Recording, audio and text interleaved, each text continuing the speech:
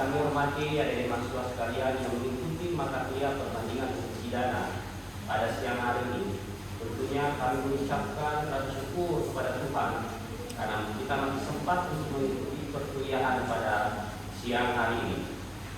Tentunya kami berharap kepada seluruh adik mahasiswa bisa lebih aktif, bisa fokus dalam perkuliahan ini sehingga apa yang nanti didapatkan, apa yang kami sampaikan benar-benar dapat berguna untuk adik mahasiswa sekalian. Perbandingan hukum pidana ini adalah mata kuliah khusus semester 6 yang tentunya akan menjadi suatu modal utama dari mahasiswa kelak jika Anda menjadi anggota legislatif, anggota DPR, menjadi pegawai negeri, khususnya bagaimana dalam perancangan kitab undang-undang hukum atau hukum yang ada di masing-masing sesuai dengan kebutuhan. Adapun sejarah singkat perbandingan hukum pidana, dari sejarah dapat diketahui bahwa orang Yunani yang pertama kali melakukan kegiatan perbandingan itu. Tentunya adik-adik mahasiswa sekalian pernah mendengar nama kata Yunani atau negara Yunani. Ada di sana seorang yang biasa kita dengar nama Plato, yang memang adalah seorang pakar khusus dalam perbandingan hukum antara negara di kota Yunani. Ada Aristoteles, mungkin pernah dengar nama Aristoteles, bukan Aristoteles yang ada di Manokwari ya, ini Aristoteles yang ada di negara luar sana, yang memang punya waktu untuk bagaimana menyelidiki konstitusi tidak kurang dari 153 negara kota, tetapi yang berhasil hanya mengenai negara kota Athena. Hal ini merupakan spekulasi filosofi perbandingan hukum. Jadi begini mahasiswa, Bapak sampaikan kepada seluruh mahasiswa di dalam ruangan ini, untuk membandingkan sesuatu harus sama. Jangan kau berbandingkan antara Markus dengan Pince, perempuan dengan laki-laki tidak bisa dibandingkan ya. Harus bandingkan yang sama. Contoh, ada suatu kejadian di sini ada dari Toraja. Di Toraja sana, kalau seorang perempuan yang ada tanda lahir misalnya belang, tahu tanda lahir? Ada di dahi, ada di pipi, dia dibilang kedong atau kerbau, senang dia. Senang karena nilai kerbau yang mempunyai belang, misalnya kerbau itu kerbau putih, kemudian ada belang, senang dia kalau dibilang kedong atau kerbau. Anda milik kerbau, senang sekali karena ada belang-belang. Tetapi jika bergeser ke Makassar, ini hanya satu daratannya. Seorang perempuan dikatain kerbau, kok kayak kerbau, dia tersinggung karena badannya gemuk. Kan kerbau itu dulu gemuk. Nah, minta maaf, ini kata gemuk, kita tidak boleh seenaknya mengatakan hal itu. Itu ada aturan hukum juga yang mengatur bahwa kita tidak boleh mengatakan, oke, kamu gemuk. Itu ada aturan hukum yang melarang. Jadi kita tidak boleh seenaknya ngomong, oh gemuk. Nah, mungkin boleh kalau kita di rumah kan. Tetapi kalau kita sendiri di tempat umum itu sangat tidak boleh saya yakin kalau mengatakan orang itu ya.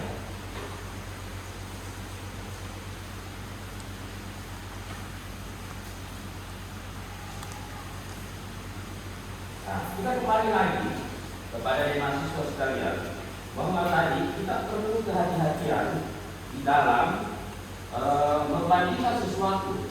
Laki-laki juga harus sesama laki-laki yang bisa dibandingkan. Kalau bukan sesama laki-laki, saya tidak boleh kita bandingkan. Kalau laki-laki pun harus ada kriterianya.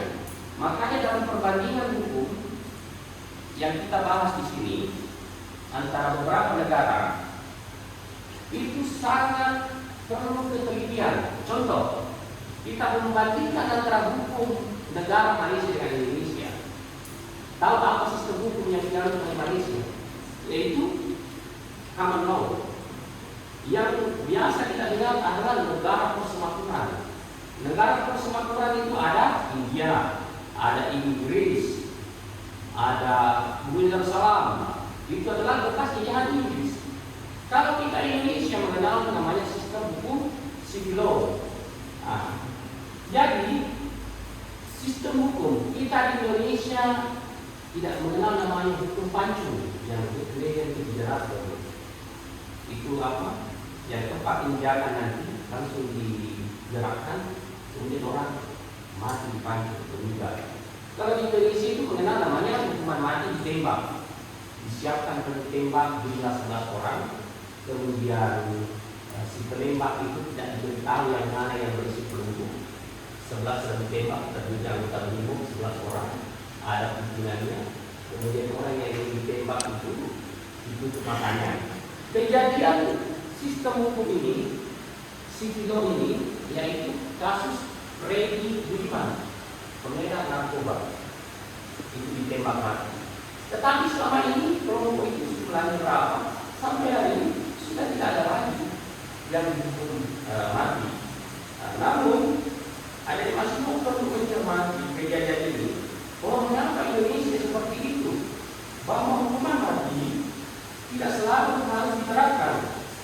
Tentunya harus dipilah-pilah. Di dalam kitab suci yang ada yang siswa ada Kristen, ada Islam. Berhak kita untuk membunuh orang? Tentunya tidak. Tetapi ada beberapa negara yang mengecam Indonesia. Salah satu adalah negara Australia. Paling tidak menginginkan untuk Indonesia melakukan hukuman mati. Tetapi Indonesia tidak melakukan. Makanya Indonesia itu dibilang hukumnya Indonesia, arah hukumnya ada yang disebut sistem hukum monis atau baris. Monis itu berpendirian. Negara yang paling kental monisnya adalah negara apa? Korea Utara. Di Korea Utara sangat kental suatu hukuman begitu tegas oleh Presiden Korea Utara. Siapa Presiden Korea Utara? Kim Jong-un. Kim Jong-un itu kalau sementara orang pertemuan ada yang mengantuk atau tidak memperhatikan dia, sebentar disuruh berdiri di lapangan kemudian ditembak mati oleh Kim Jong-un. Salah satu petisi militernya, ini petisi militer ini kalau di Indonesia Panglima PNI, dia mengantuk pun capek. Kemudian Kim Jong-un menyuruh dia berdiri di lapangan kemudian ditembak mati. Saya bayangkan kalau Kim Jong-un jadi dosen SDA Manokwari, pas jam-jam 2 siang dia mengajar, banyaknya mahasiswa dihukum mati oleh Kim Jong-un untuk berlaku di negara Korea Utara. Kalau di negara Indonesia dia mengajar menjadi dosen SDA Manokwari, saya rasa mahasiswa tidak ada yang mengikuti SDA Manokwari. Tapi itulah prinsipnya dia, bahwa itulah negara Korea Utara. Anda tidak boleh main-main. Tegas perintah dan harus Anda mengikuti perintah yang ada. Kalau kita di Indonesia masih mengenal namanya asyikaran, ingat dia pun anak kecil. Banyak pertimbangan yang kita perhitungkan. Tetapi kalau di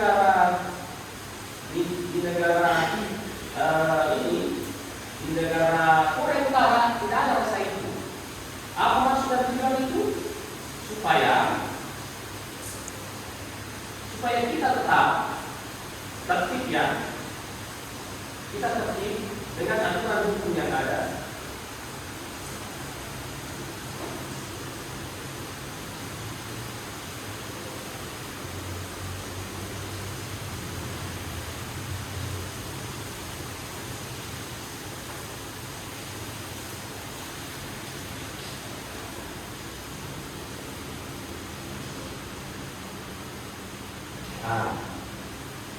Khusus perbandingan hukum pidana yang pertama muncul pada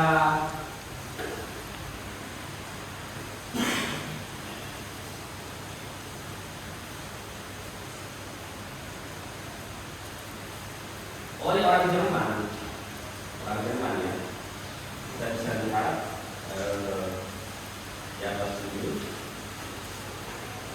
kita bisa lihat Khusus perbandingan hukum pidana yang pertama muncul adalah area orang beriman terdiri dari 15 jilid yang berjudul Verdict Des Astra pada tahun 1905 sampai 1909. Terutama kemudian Cornelius Egler dan Corpus menyusun KWTU Jerman. Nah, seperti itu. Perkembangan pesat pertanian itu menjadi cabang hukum. Cabang khusus dalam studi ilmu adalah bagian kedua pertama abad ke-18. Ada kendala mendalam antara lain disebabkan peradaban lamanya ilmu hukumnya sesuai dengan perintah Tuhan dan bersumber pada hukum alam atau yang disebut naturologi serta mencapai kekayaan dan sangat kurang memperhatikan hukum dalam mengingatkan atau penerapan hukum. Pada bagian terakhir abad ke-19, perbandingan hukum mulai disukai sebagai cara untuk membandingkan hukum-hukum di Eropa. Sejalan dengan memudahnya perhatian terhadap jus communis yang mengajarkan eksistensi hukum yang bersifat universal, bersifat secara umum. Setelah lahirnya nasionalisme dalam bidang hukum yang ditandai oleh berperangnya kodifikasi. Kodifikasi hukum pertama setelah muncul nation state terjadi di Perancis dikenal dengan Kode de Napoleon. Akan tetapi perkembangan ini sangat besar terjadi pada abad ke-20. Pertanyaan mendasar yang dikembangkan pada abad ke-19 adalah sebagai berikut. Tujuan dari sifat pertandingan hukum, kedudukan pertandingan hukum dalam kerangka hukum, karakteristik dan metode pertandingan hukum, kemungkinan penerapan dalam penggunaan yang bersifat umum. Ada mas-mas sekalian yang mengikuti perkuliahan pada siang hari ini. Dalam undang-undang tindak pidana korupsi ada itu pasal 12B. Pasal 12B itu berbunyi pemberian berupa dalam artian luas pemberian berupa uang, tiket, pengobatan cuma-cuma dan fasilitas lain. Yang menjadi persoalan adalah bunyi dan fasilitas lainnya. Ada mahasiswa tahu apa itu dan fasilitas lainnya. Ada mahasiswa tidak boleh memberikan sesuatu kepada dosen, apalagi kalau dia dosen PNS, lalu tidak boleh memberi sesuatu. Kalau dia dosen PNS, atau dia seorang bupati, gubernur, wali kota, kepala dinas. Yang jadi masalah kalau acara syukuran itu di Papua, keluarga bikin acara syukuran misalnya, kau tidak rumah atau kawinan, tidak jarang itu berbagi, bukan 1 juta, 2 juta, bahkan 2 juta, bahkan 9 juta yang cukup bantu. Bagaimana kalau bupati itu bupati baru kita bantu karena dia itu kasih dia uang. Dia masuk apa itu? Apa namanya? Kegiatan apa namanya? Pasti dia masuk lebih itu. Kegiatan apa namanya? Itu kalau dikaitkan dengan pasal 12B itu yang disebut gratifikasi. Tetapi bagaimana kalau itu cuma antarkan dia makanan kan, antarkan dia kasih ke lagi, masuk apa itu? Atau karena kita tidak punya uang untuk berobat ke dokter mantan di kampung, kita kasih dia sayur kan? Boleh kan? Secara manusiawi boleh. Tetapi itu terlalu jauh mengganggu hubungan manusia yang ada namanya kasih, yang dari dalam hati banyak orang susah. Itu tidak boleh ada orang susah. Dan pada faktanya apa? Tadi mahasiswa sendiri tahu. Faktanya kita sering mengabaikan hal itu karena kita tak berhukum. Adakah tidak agama tertentu yang melarang orang memberikan berbagi kepada sesama manusia? Tidak ada kan? Kita wajib hukumnya untuk memberikan kepada sesama. Negara Uzbekistan, ini kan Uzbekistan sih. Ini dia Uzbekistan ini, kalau kamu orang pergi sana, dia laki-laki dan jalan sendiri warna apa itu biru, cambang, rapi, kulit, dia body bagus, perempuannya juga begitu. Uzbekistan.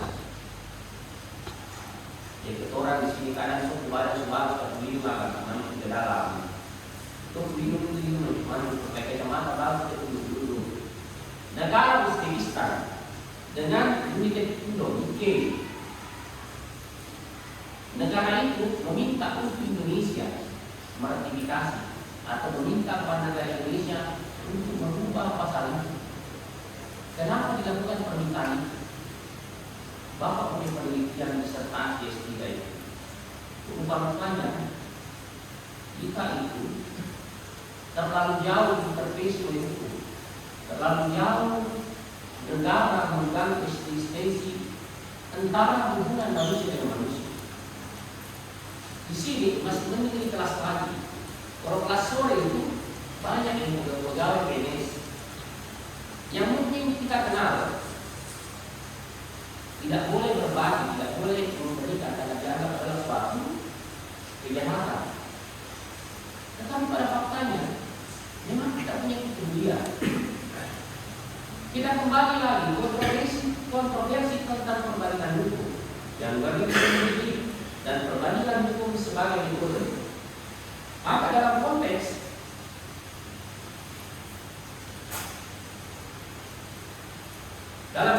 kerangka ilmu hukum, kedudukan perbandingan hukum pidana sebagai disiplin hukum merupakan salah satu ilmu kenyataan hukum.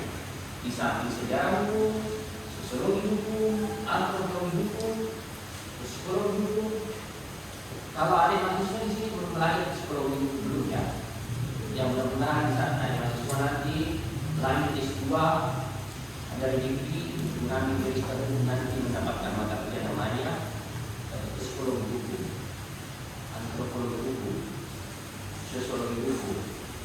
Ini adalah mata kuliah yang melihat hukum itu bagaimana hukum itu secara menyeluruh. Ada lagi nanti temannya kriminologi hukum, dapat kriminologinya, mata kuliah kriminologi saja ya, atau kriminologi hukum. Dapat juga kan? Ya.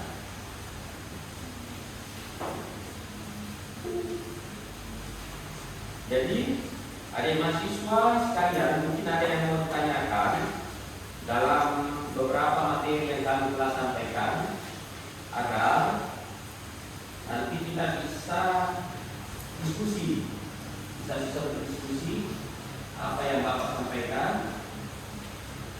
Ada mahasiswa bisa bertanya, bisa Bapak jelaskan. Karena memang yang menjadi persoalan dalam perbandingan hukum ini, contoh, kamu baru pulang dari Bali, di Bali sana sudah kayak di negara sendiri.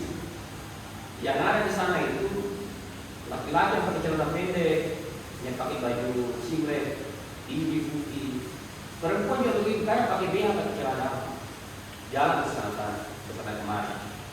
Tapi coba kalau orang salah satu mahasiswa tidak usah berdiri di posisi di pinggir jalan, di pasir putih kok pakai celana dalam, kok pakai BH saja, kira-kira bagaimana?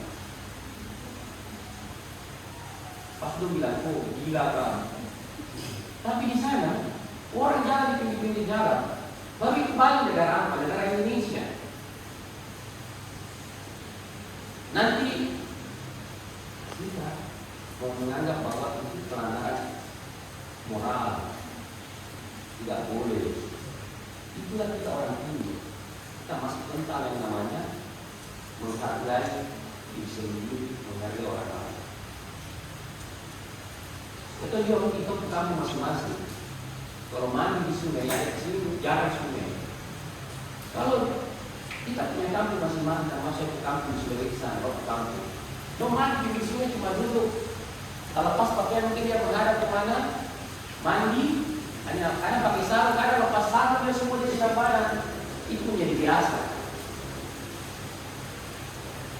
Kalau kita di sini, bukan itu apa? Sungai Maluni, pas mungkin lewat bagian kalau orang berteriak betul. Untuk bilangkah yang artinya kita itu masih terhormat. Mau tanya kalau di mahasiswa, kalau ada makanan dijual yang pakai pembungkus, misalnya makanan bungkus yang bagus, dengan makanan tidak pakai pembungkus, kok pilih dari makanan yang bagus? Terbungkus kan? Karena aku pasti takut dengan satu bakteri yang sampai kena kuman, kena virus. Begitu juga manusia sebenarnya. Terhormat kita kalau kita bisa tutup badan, pakai baju, pakai celana. Coba kalau orang pakai kampus tidak pakai baju, tidak pakai celana, kira-kira di kampus menjadi apa? Bahkan ada lebih gila sekarang, mungkin yang mahasiswa tidak sampai membaca. Jangan sampai kamu orang jadi anggota DPR, kalau menjadi kepala dinas hukum, kepala bidang hukum di kantor nanti siapa yang tahu ya dia masuk depan, tentang kehidupan.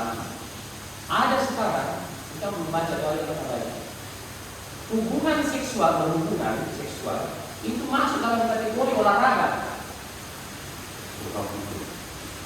Ini sangat rentan jika dikaitkan dengan mata kuliah yang Bapak ajarkan pada hari ini, perbandingan hukum pidana. Yang kamu orang nanti mau pakai itu, karena kamu mungkin di antara mahasiswa yang punya jadi kepala dinas tidak olahraga. Sudah memasukkan itu, Pak Bupati untuk olahraga. Ini ada negara di sana yang pakai olahraga berhubungan seksual. Kira-kira apa yang dinilai itu? Padahal harusnya itu dihormati. Karena kita kan yang minta maaf, kita lahir dengan cara ini. Harusnya sopan.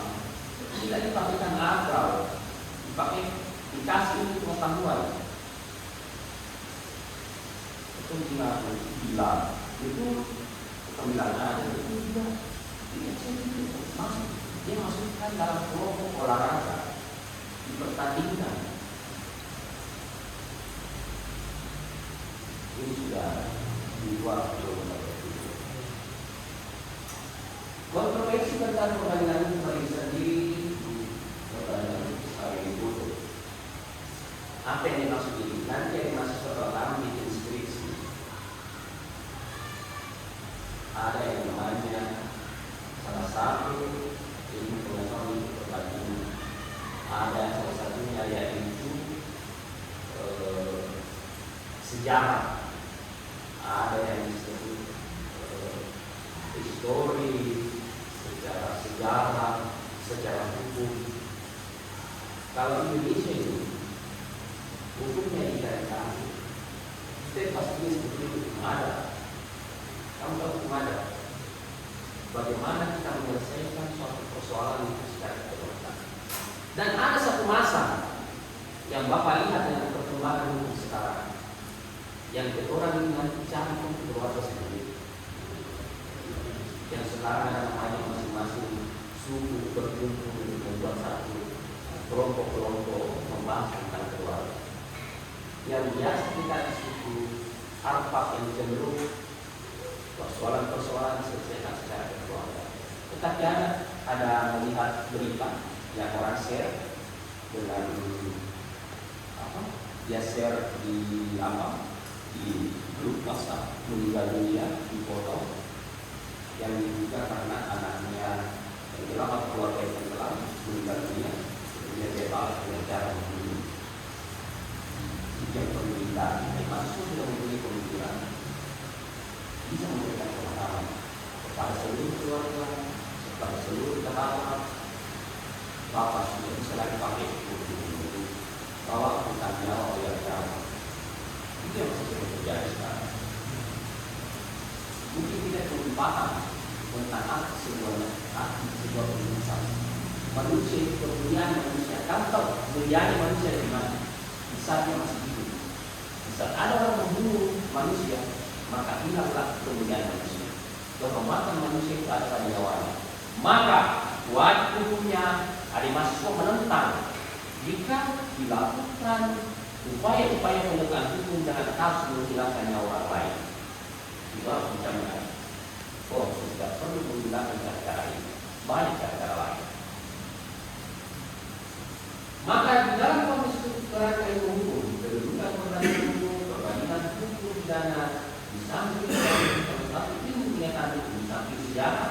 sosiologi, antropologi, dan psikologi.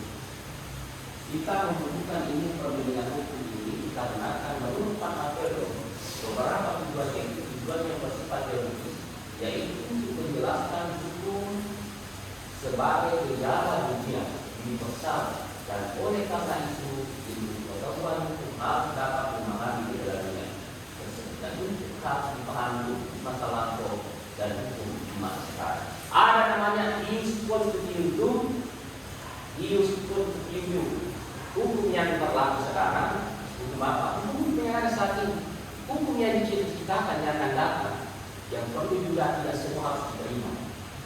Banyak hukum yang tidak diterima. Apa itu salah satunya?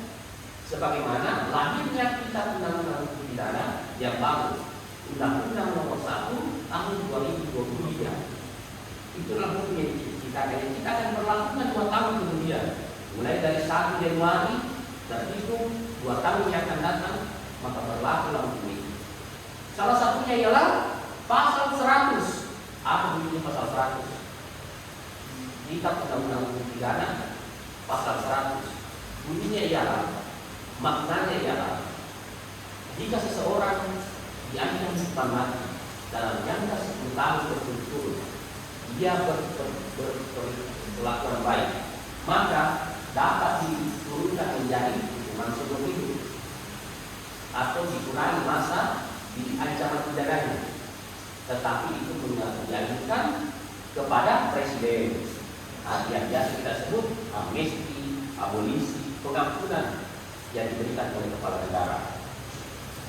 Jadi Bapak pernah mengajar di UNHAS, mengajar anak tidak teknologi. Jam-jam 10 Bapak mengajar, tapi banyak yang tidur, banyak mengantuk. Kalau Bapak mengantuk, siapa yang tahu? Mengantuk, apa itu mengantuk? Coba, apa itu mengantuk sebenarnya? Mengantuk adalah sinyal tubuh, kodenya tubuh minta dia bagian. Karena kenapa? Ada waktu yang kau tidak lakukan untuk istirahat. Dia kasih kode manusia. Bukan sejarah saya kan, saya capek. Itu mengantuk tidak sembarang itu. Ada beberapa faktor orang mengantuk, terlalu yang capek atau lapar juga untuk mengantuk. Dan biasanya kalau lapar susah makan tidur. Yang paling cepat tidur habis makan ayam kecap dengan sayur kangkung, siang-siang angin itu bagus dan rampian. Kalau di ruangan ini ada yang mengantuk, Bapak tidak pernah melarang Anda tidur. Silakan tidur. Semua kelas dimanapun Bapak memberikan materi, saya memberikan kesempatan kepada seluruh mahasiswa untuk tidur. Silakan Anda tidur. Tapi Bapak minta kalau tidur jangan mengganggu tetangga sebelah. Silakan tidur, perbaiki duduknya supaya duduknya bagus. Jangan kuku hidung itu kandas di meja dan dia bunyi kayak pipa balon yang pica itu. Tetap pipa balon yang jembatan itu dia pica, dia bunyi kayak mengorong begitu. Kau ganggu teman-teman sebelah. Jadi pernah terjadi di sana, bukan hanya di ruangan ini. Bapak mengajar di universitas atau memberikan materi di mana, Bapak silakan Anda silakan tidur. Itu hak Anda untuk jangan dilawan. Kamu tahu apa akibat jika melawan tidur? Akibatnya apa? Jika mengantuk dilawan, dia akan merusak sel-sel saraf kecil yang ada di tubuh. Dia serang, nanti pelan-pelan dia rusak. Jika merusak sel saraf kecil habis, dia rusak sel saraf besar, bisa berakibat rusak pada jaringan tubuh. Salah satunya yang bahaya adalah stroke. Kalau stroke, Anda susah untuk beraktivitas. Kalau susah beraktivitas, kemungkinan besar akan meninggal dunia. Supaya yang mengantuk tidak meninggal dunia, silakan Anda tidur. Silakan Anda tidur supaya jangan ada meninggal dunia. Ya? Oke. Jadi kalau mengantuk tidur, jangan melawan. Di rumah, di mana ada kegiatan, yang ketiga ketemu Presiden Korea Utara Kim Jong Un, ini bukan tembak mati nanti. Ya? Harmonisasi hukum nomor 2, yaitu hukum tetap dapat berdiri sendiri namun berjalan beriringan. Apa maksudnya itu? Hukum tegas sendiri, tetapi dia berjalan beriringan. Ada namanya harmonisasi. Contoh, pernah lihat larangan di rambu-rambu lalu lintas dilarang pakai P baru terus strip, bukan disilang, tapi kalau disilang salah baik juga kalau tanda silang di P garis miring. Apa artinya itu? Dilarang. Pas ada rumah di situ baru rumah itu ada pengendalinya. Baru kalau begitu lumayan itu jawab bagaimana pada bongkar lagi, pada besar. Boleh kan tidak? Mau bilang kurang parkir di sini. Tapi kan bilang ini, kurang tidak boleh parkir. Harus ada menurut aturan lalu lintas boleh parkir. Tapi ada namanya diskresi. Atau apa yang diskresi? Melakukan pelanggaran hukum namun memiliki kepentingan umum dalam keadaan terpaksa. Bukan sedikit-sedikit. Ini diskresi. Pembantu dia. Silang 86 atur saja. Bantu saja. Bukan begitu. Aku sudah tidak begitu. Aku pernah hadir di pengadilan sebagai saksi ahli dalam kejadian korupsi. Misalnya Bapak ditanya, apa yang saudara ahli maksud yang disebut diskresi? Aku menjelaskan bahwa diskresi adalah tindakan yang melanggar hukum namun keadaan urgen. Contoh, saya kasih contoh kepada yang mulia ini, yang mulia. Saya menjelaskan. Contoh, adakah tidak anggarannya orang yang kecelakaan itu, kemudian jalan di Palang, jalan raya, kemudian diberi santunan oleh kepala daerah, baik bupati, gubernur, untuk memberi santunan 300 juta. Ada orang pribadinya bupati itu mau, pasti dia pakai menggunakan anggaran negara. Apa itu mengatakan? Ada atau tidak? Dalam penegak bahwa ini orang jenazah, kalau jenazah tidak mau diangkat, maka di Palang tidak usah biarkan saya begitu. Itu tindakan urgensi yang dilakukan. Darurat, bayangkan kalau jalan itu sepanjang hari, orang yang pergi berobat, keluarga pergi berobat, malah lebih banyak lagi orang mati dan begitu alasannya.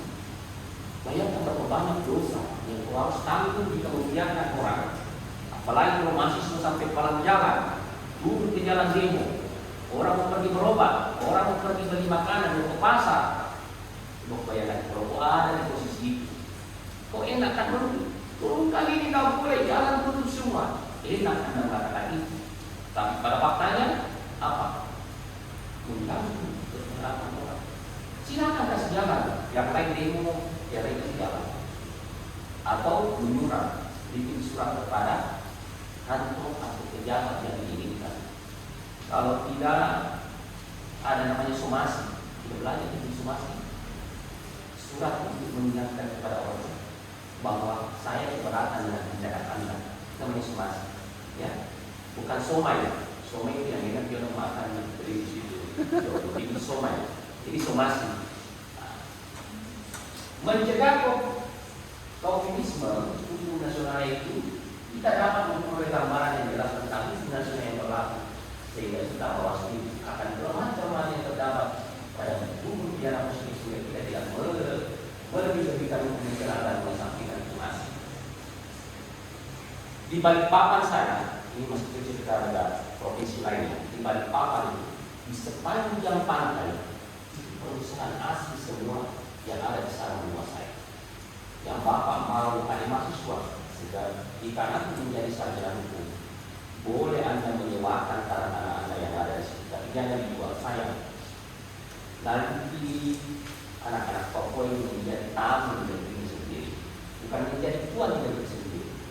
Karena kalau sudah dijual, kamu bilang apa? Negara Arab Saudi kemarin, negara-negara di Timur Tengah, karena dia tidak pernah menjual tanahnya, tetapi dia menjual, yang artinya masih punya peluang untuk di mana di masa yang akan datang, anak-anaknya, keluarganya, kerabatnya, keturunannya bisa untuk menguasai tanahnya. Tapi kalau sudah dijual, kamu bilang apa? Masih sewa, banyak. Di Atang itu masih sewa ya. Rata-rata di sana di Atang juga sewa tanah. Ada juga beberapa daerah masih sewa. Tapi di Bali saya lihat sudah banyak yang dijual. Bahkan ada pulau di mana orang jual. Kasihan ya, untuk dijual.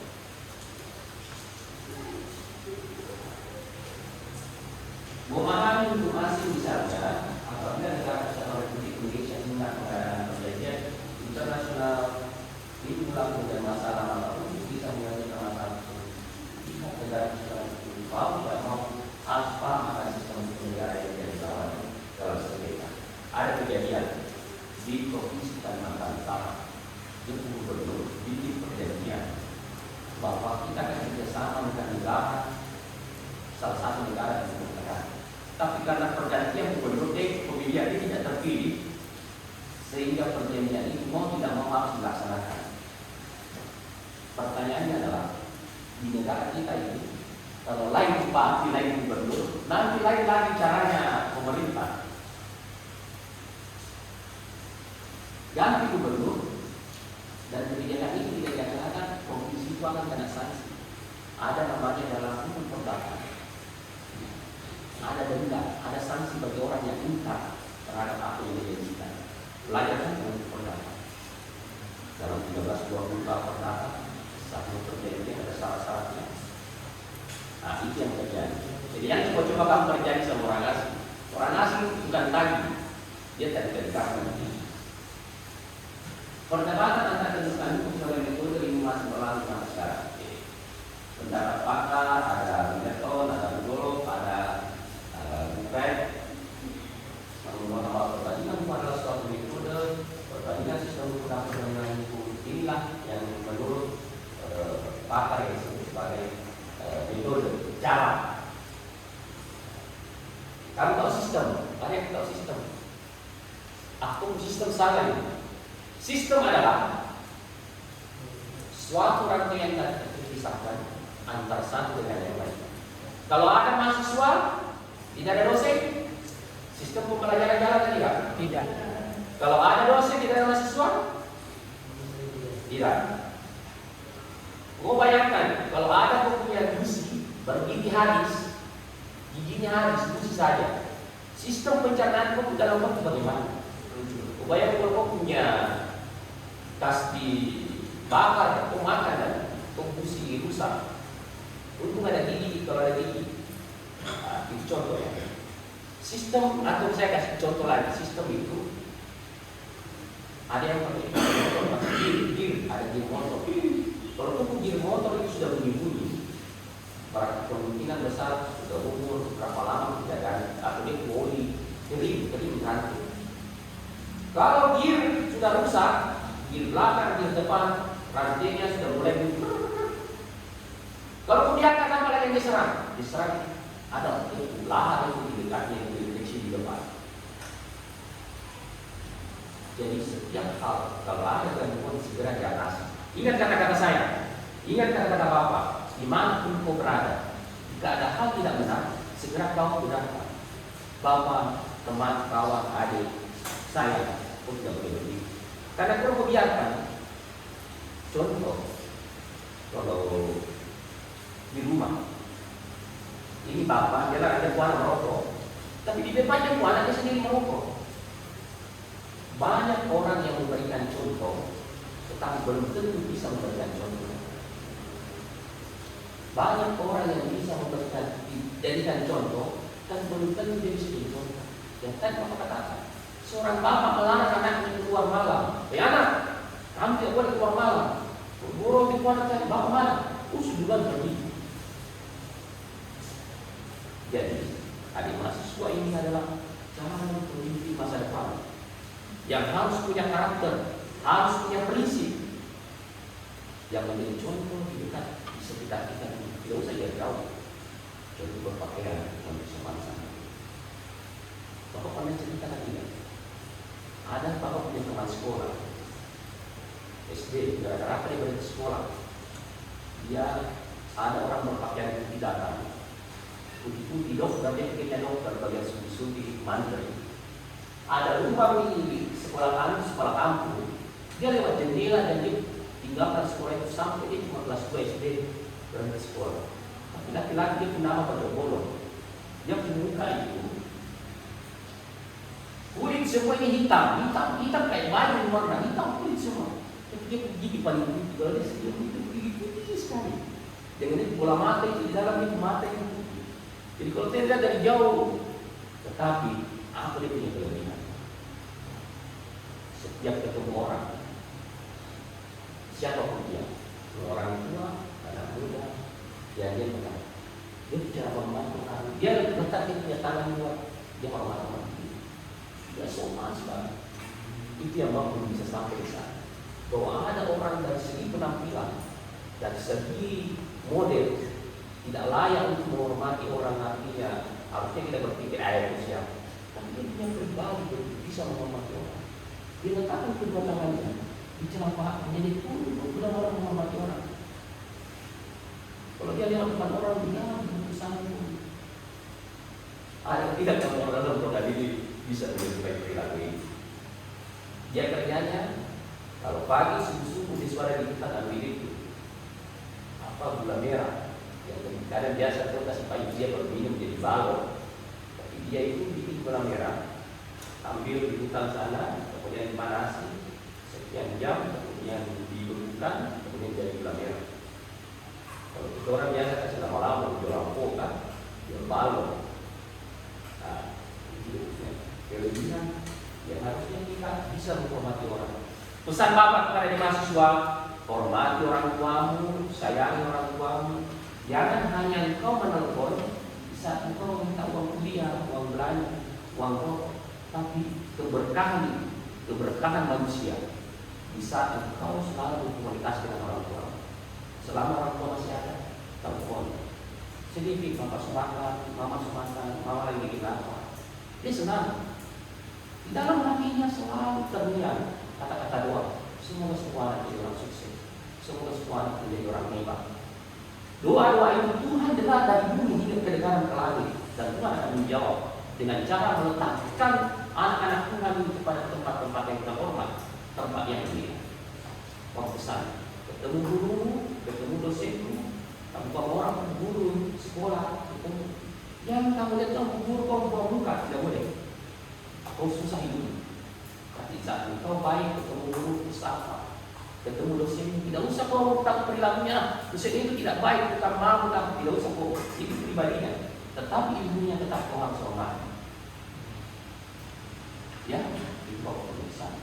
Yang kedua, jangan pernah gunakan ibadah. Apapun agamamu, tak untuk jalankan ibadah ini. Karena kedekatan dengan Tuhan, maka apa yang kau doakan, maka itu akan terrealisasi. Dekatkan diri dengan Tuhan, selalu bersama dengan Tuhan. Yang ketiga, harapan Bapak adalah adik mahasiswa jangan pernah lupa perpustakaan. Di sana banyak ilmu pengetahuan. Membaca. Cara untuk mencintai, untuk kita bisa ketagihan 20 hari pertama, 20 hari pertama. Paksa diri, 20 kali saya mau masuk perpustakaan. Nanti yang ke-21 kau sudah berpikir dalam hati. Bagus sih, itu kemarin baca buku itu pengetahuan bagus ya. Itu punya otak ini macam apa ya? Merasa diri itu rupanya bodoh. Tapi kalau kita tidak pernah membaca, kita merasa diri paling hebat. Saya sudah bilang paling pintar. Kalau baca buku, aku merasa diri saya rupanya orang yang kecurangan. Terus hari ke-21 sampai hari ke-40, hari ke-41 sampai hari ke-60, kau tidak baca buku, macam kau kehilangan cinta.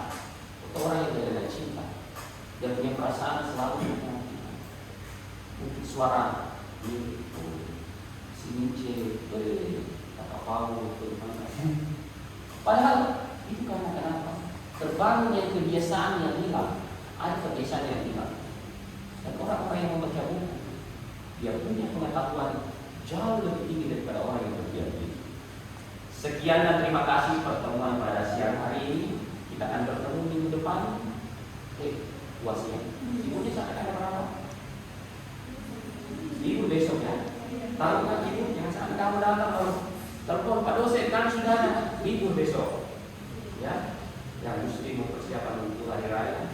Teman-teman yang beragama lain bisa menyesuaikan data pegang tangan dan makan apa kontrol apa sop apa atau minta daging sedikit kan, ya bisa datang pegang tangan. Bawa ke rumah juga terbuka kan, datang bawa ke rumah yang realistis sekali. Supaya kau lihat bawa ke rumah tak laku bagaimana kan. Supaya kamu cerita kepada mahasiswa yang bawa ke rumah tak laku. Ya, oke, sekian dan terima kasih. Berjumpa pada siang hari ini. Kita akan bertemu di minggu depan. Kalau ada hal-hal yang kamu berkenan di hati adik-adik semua, itu adalah kekurangan kami. Jika ada kelebihan, itu milik Tuhan. Shalom, assalamualaikum warahmatullahi wabarakatuh.